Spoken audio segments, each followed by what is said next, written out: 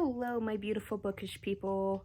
In this video, I thought I would try out a different filming and editing process. So I just wanted to take you all along on a chill reading vlog of sorts. Let me know what you think. I'm trying out different stuff to see if I can produce more frequently using some different options. And let's just get into the main video.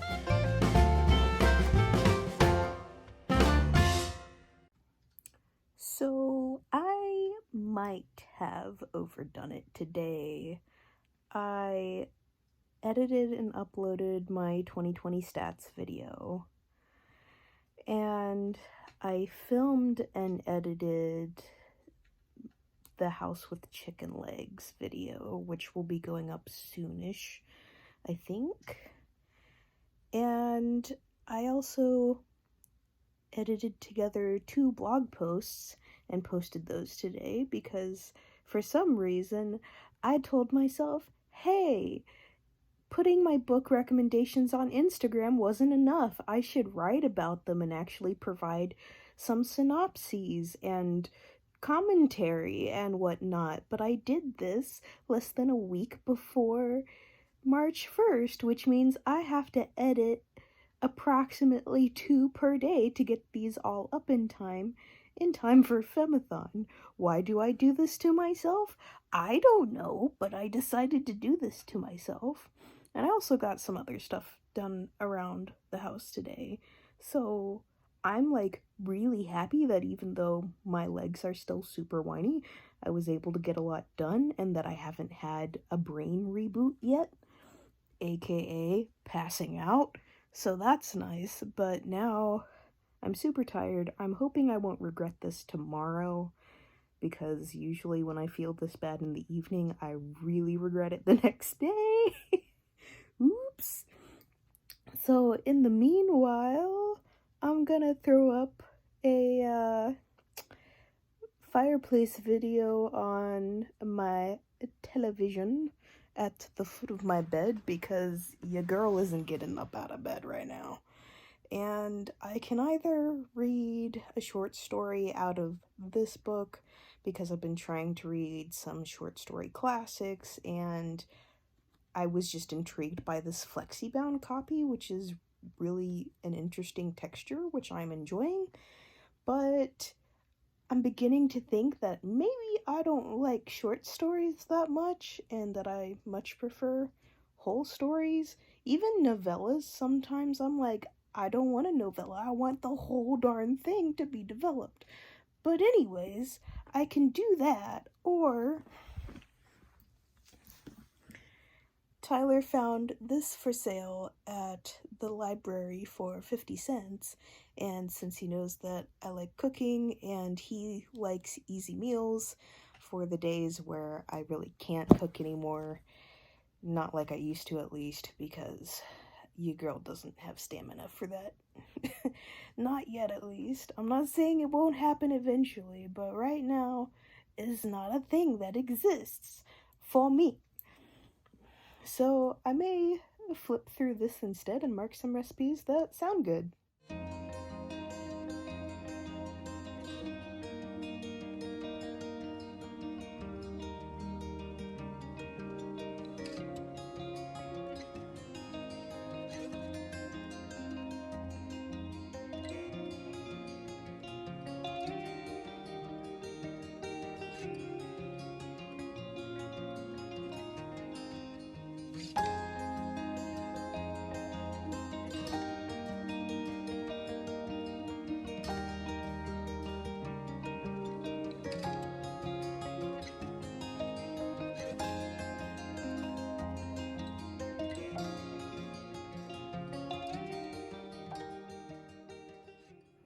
I just wanted to take a minute to say that sometimes you can get so tired that you put your sock on backwards, but that's okay, because you can just take it off and put it back on again, even though it's weird that you put it on wrong in the first place. You know how last night I said that doing all that stuff yesterday might be a mistake and I'll pay for it today? Kind of? because overall, I feel worse than yesterday, but I don't feel absolutely awful. So I'll take it, I guess, but I definitely need to take it easier today, because if I try to do anything today, I will pay for it tomorrow. So that's a thing. Also, I just realized that my order of Bridge of Souls, which is the third book in Victoria Schwab's series that starts with City of Ghosts, because for some reason I can't remember the actual name of the series right now. Cassidy Blake. Why do I have to say all the words and then finally remember the words I'm looking for? Anyways, Cassidy Blake number 3 is going to be here on Tuesday. It's currently Friday, and now I'm in a V.E. Schwab / Victoria Schwab mood. So I might go reread the middle grade novels, and I might get working on The Invisible Life of Addie LaRue, because now I'm really, really excited for this book. I also wanted to check back in about this book, because if you're looking for something with some really good recipe suggestions that's well written out even for beginners, this book is sounding really, really good.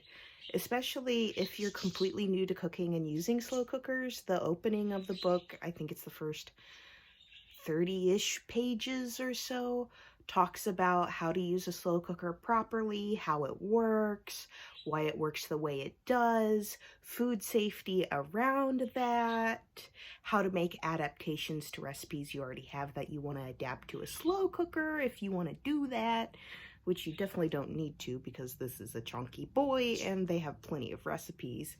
But you get the idea. It's really nice. I'm not sure how all the recipes actually are, but I kind of want to try everything that I've looked at, and I've looked at about the first third of the book already. So, yeah, if you're like me and you want slow cooker meals because you're afraid to cook on a stove right now because you might pass out while cooking, or, you just don't have enough time to cook and you need something that you can just throw in a crock and walk away from for a few hours and come back to homemade food, then I'd highly recommend this one.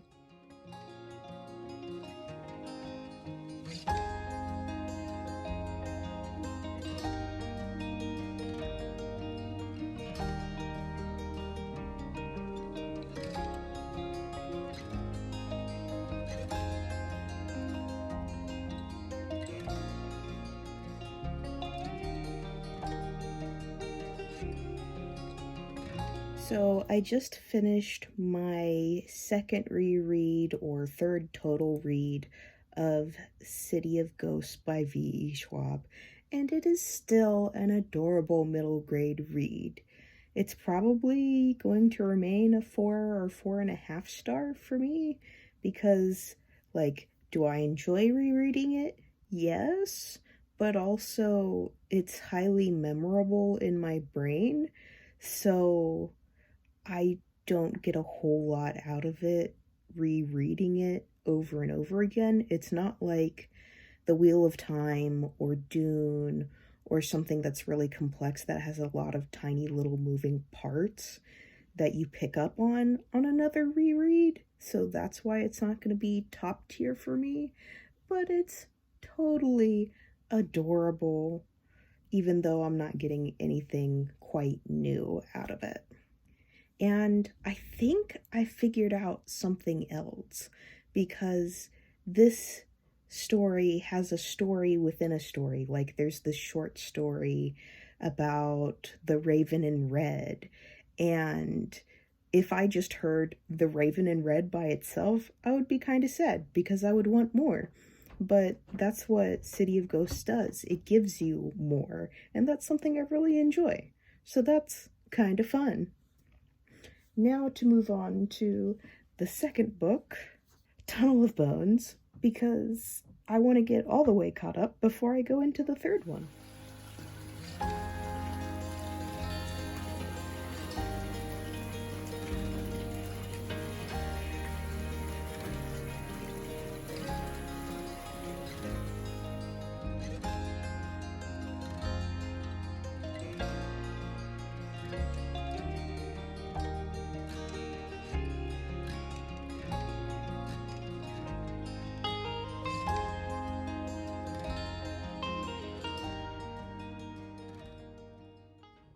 Hello.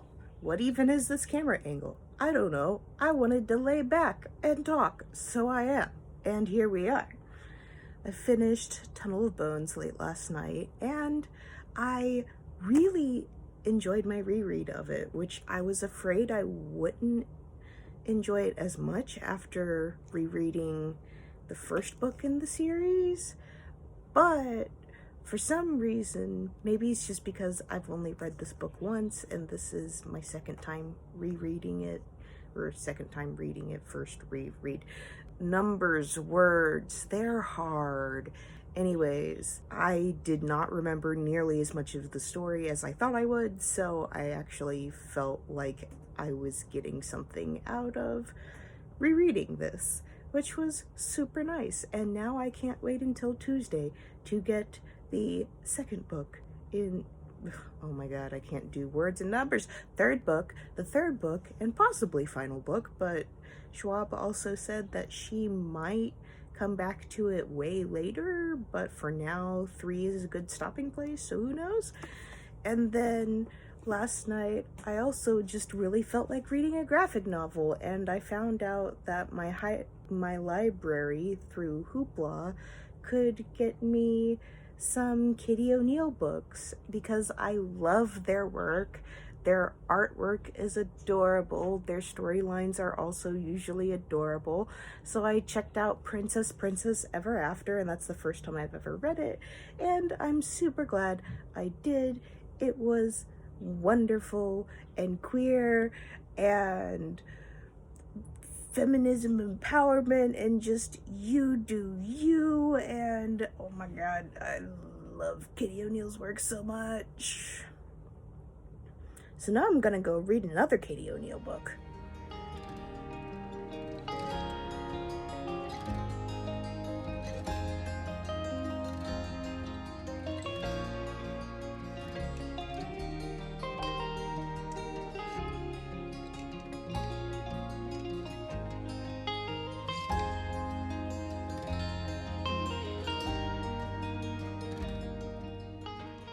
I just finished reading Aquicorn Cove by Katie O'Neill.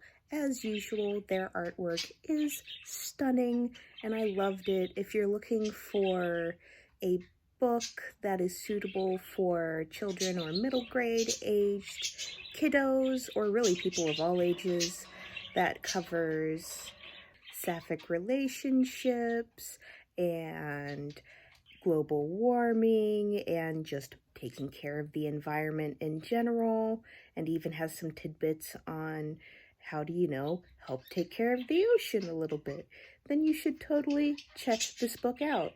Did I mention that the aquicorns are basically seahorse unicorns, and they're adorable, and they have a queen that is also adorable, and just I love Katie O'Neill's work. Or, as I just found out, they prefer to be called Kay, so I love Kay O'Neill's work. Content warning for death of a parent. Though it doesn't happen canonically in this book, you do get to see how their mother was lost, so be aware of that going into it, but it is adorable. And I think that's where I'm going to leave this reading vlog, because I gotta start working on some Femathon content, because today's February 28th, and that means Femathon starts in a few hours. So I'll see you for Femathon. Bye!